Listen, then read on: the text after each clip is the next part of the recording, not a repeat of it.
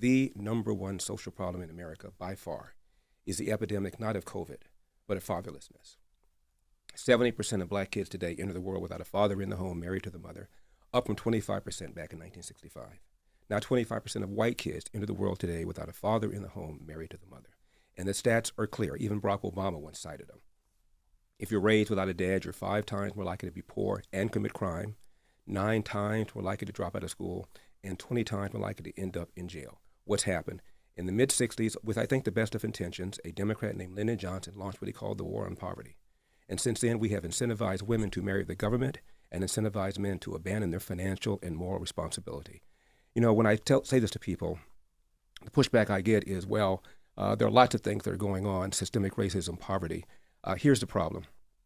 If you look at a young black male aged 10 to 43, that's young to me because I'm 71 years old.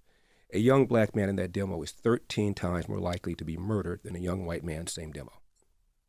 Young black man, real young, 19 and under, the number one cause of preventable death is homicide, almost always at the hands of another young black male.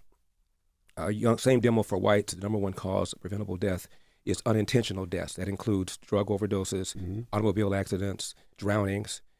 It's not until they get to number 4 that death is the cause. In America, 60% of the shootings, the robberies, and the homicides are committed by black people, often against other black people. Of the homicides in this country, half of them are black victims, almost all killed by other blacks. How do you explain that if it isn't for the absence of fathers? Are you prepared to say black people are just genetically inclined to commit more crime? I doubt it. And the go-to reaction often is poverty and systemic racism. Here's the problem. 1940, when there was blatant racism, this is before Brown versus Board of Education, before the Civil Rights Act of '64, KKK was still alive and well, 87% of blacks lived under the poverty line. Now it's about 14%. You can't blame it on poverty. You can't blame it on racism. It is the breakdown of the nuclear intact family, and neither side is talking about it. The left doesn't talk about it because they caused it with the welfare state, and our side does not talk about it because if you're white, you'll be accused of dissing single moms who are heroically raising these kids, or you'll be accused of being a racist, or if you're black, you'll be accused, as I was by the LA Times, of being the black face of white supremacy. Nobody's talking about that. I am.